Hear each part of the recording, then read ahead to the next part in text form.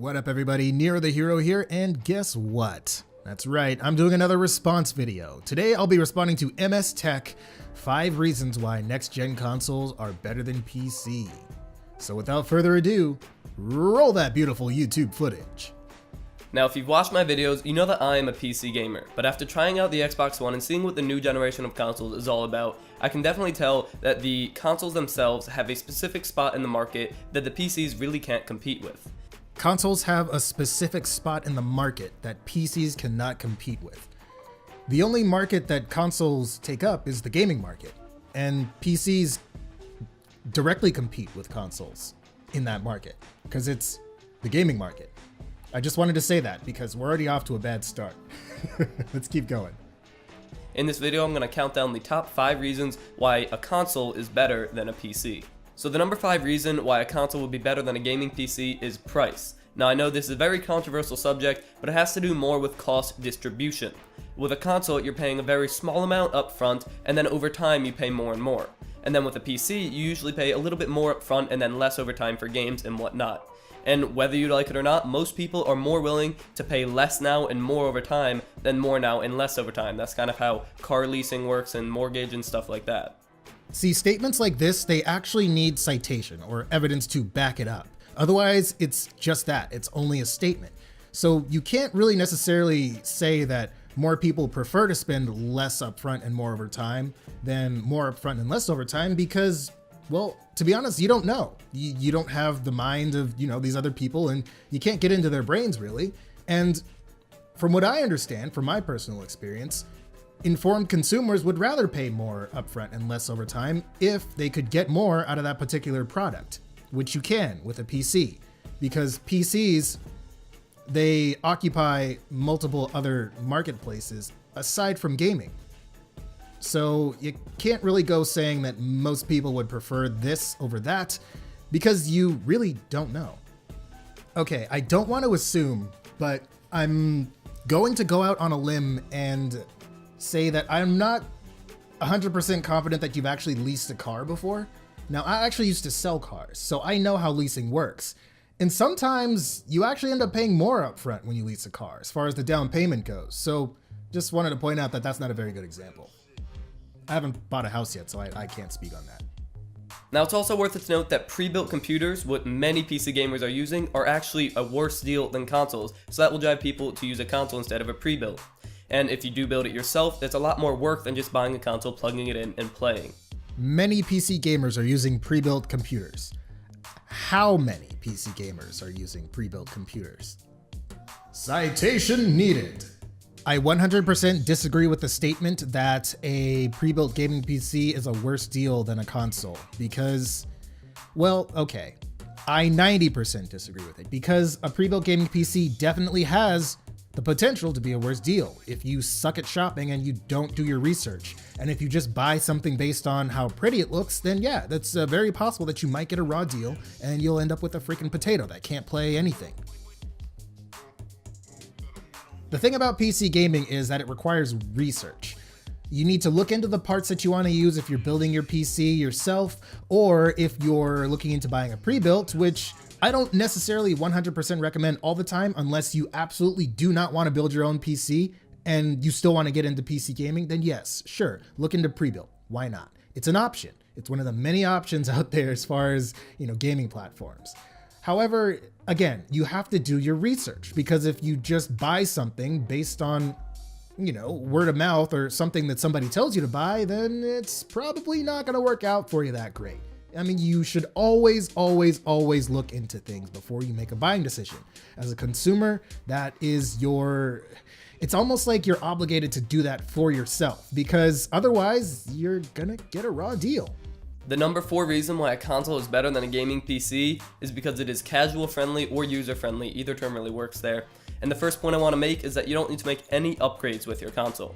You buy a console once, and then maybe 7 years later you need to upgrade it to a new generation, and in that whole time frame the only things you are buying are games and controllers or stuff like that. In addition, I've already mentioned it, but consoles are plug and play. You plug it in once, it works, and you are ready to play your games. There's no assembly required, and it's really easy to do. And lastly, consoles usually have a better customer service experience.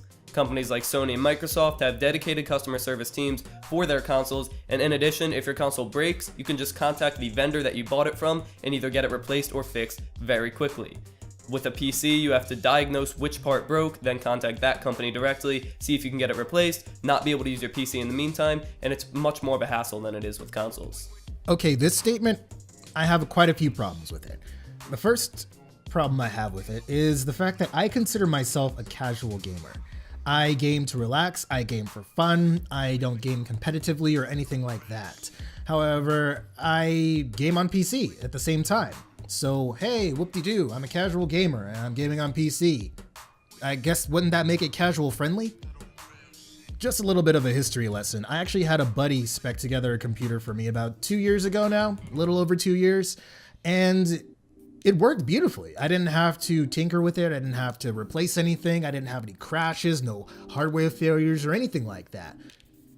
And in the time I was gaming on my PC, casually might I add, I actually did a little bit of research and I learned more about the components that made up my PC and how they interacted with each other. And it was actually a really interesting experience because, well, it's just kind of cool just being able to, look at your monster of a PC and being like, I know how that works for the most part. It's just a cool feeling. My point is, though, PC gaming can totally be casual friendly. I mean, is it lazy person friendly? Probably not. If you don't want to do any work on your hardware or, do any kind of troubleshooting, if something were to go wrong, then no.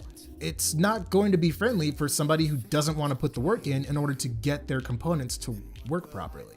That's kind of a thing that comes with PC gaming. So I just wanted to go ahead and say that consoles don't always necessarily work out of the box. The last console that I owned was an Xbox 360. I had bought it brand new and I had gotten a brand new fresh copy of Oblivion, Elder Scrolls Oblivion, because I love the freaking Elder Scrolls series.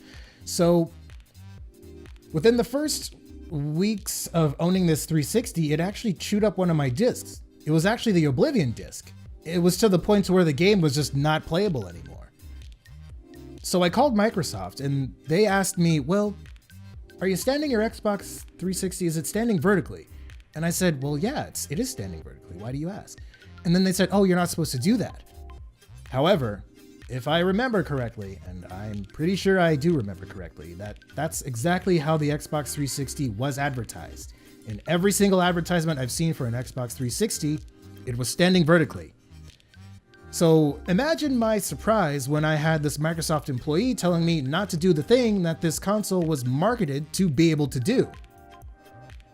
On top of that, I had to pay them $100 to repair the Xbox. Actually, no, it wasn't to repair it. It was $100 to diagnose the problem to see if they could repair it. And even still, I was without an Xbox for like a week or two. So that's actually two false statements right there. One, consoles don't always work out of the box. And two, their customer service isn't that great.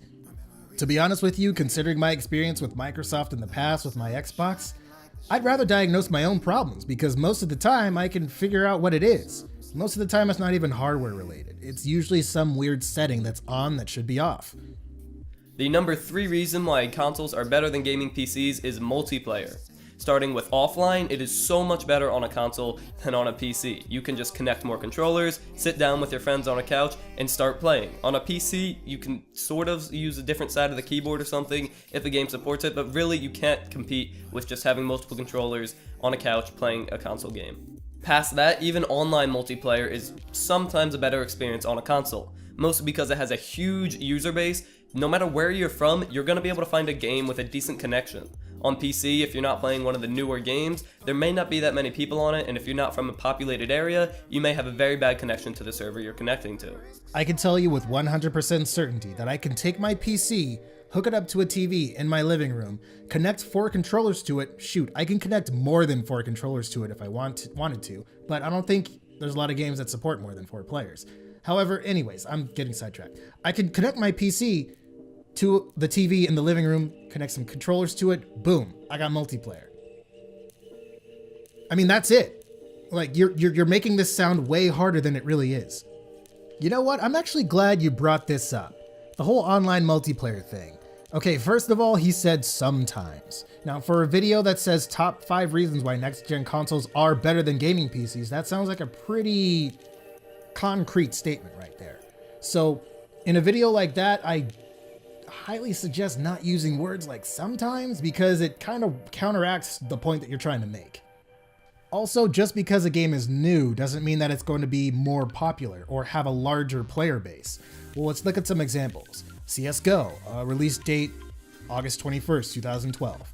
Dota 2, release date July 9th, 2013. Final Fantasy XIV, release date September 30th, 2010. Even Star Wars Battlefront 2, which was released in 2013. Hey guys, it's me, Nero. I'm actually editing this video right now and I realized I made a mistake. So I just wanted to go ahead and point that out. I meant to say 2005 when I was talking about Battlefront 2, the original Battlefront 2. I meant to say 2005, but for some reason I got the number 2013 stuck in my head. I don't know. I'm not really sure what happened there, but hey, that was my bad. So even if it was a game that I was talking about that came out in 2013 though, I mean, that would still make it 4 years old, which would make it not new. So yeah, there you go. Anyways, back to the video. Now, Battlefront 2, the original one from 2013, it had multiplayer support through GOG. So if you bought the game through GOG, you'd be able to play multiplayer. However, recently, a few days ago actually, they just announced that they're going to be adding multiplayer support to Steam. Why? Because it's still popular and it still has a significant player base. A game from 2013 is still being played today by a lot of people. And you actually have more options when you game on a PC online. If a game no longer has multiplayer support, there's applications such as Game Ranger and Hamachi, which will allow you to set up a server or a connection with your friends to play online. All you need to do is get a group together, figure it out how it works. I haven't actually used Hamachi, but I've used Game Ranger before to play Battlefront 2 of all things before it got multiplayer support with my brother. And it worked flawlessly. It worked perfect. However, if you're on a console and they don't have multiplayer servers anymore, then, I mean, that's just it. You don't have multiplayer support for that game.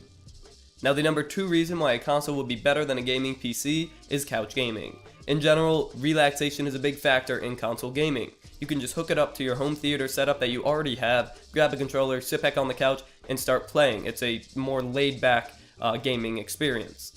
A lot of people argue that there is a PC alternative to that you can build a dedicated gaming PC, but that also takes away from the value of a PC because you can't really use it as a work PC if it's connected to your home theater. It really defeats the purpose of having a PC in general. So couch gaming is a huge pro for consoles. Oh, you think you're sneaky, don't you?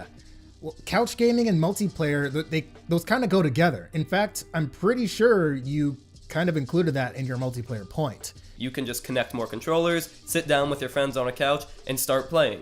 My points remain the same. It's very easy to connect your PC to a TV. Now, the number 1 reason why consoles are better than gaming PCs is consistency. The first point I want to make here is that everybody has the same exact thing, and that can be very beneficial to the user. Say you're having a problem, somebody else has probably had that problem, fixed it, and put it on the internet for you to see and do it yourself. In addition, nobody has a competitive advantage over anybody else, or not a substantial one anyway, because everybody's using the same console with the same graphics, with the same controller. It will vary from TV to TV with like input lag and stuff, but at a very basic level, nobody has a competitive advantage. In addition, consoles are very friendly. If you want to share a game or a controller or something, you can just bring it to their house and it will work. On the PC, games are digital, and unless you're a part of Steam family sharing, you're not going to be able to share games.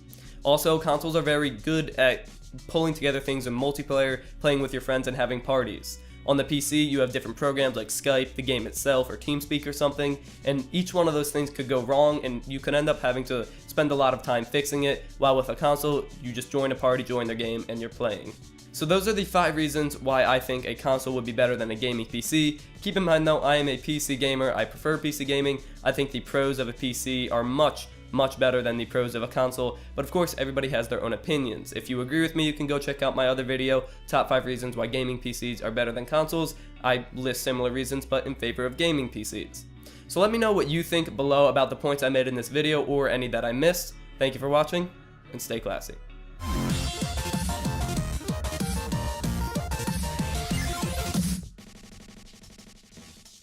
your first point applies directly to PCs. You can do the exact same thing depending on your graphics card, your CPU, whatever. If you're having a specific issue with that specific component, go online, Google it, and somebody has most likely already had that problem and has already solved it.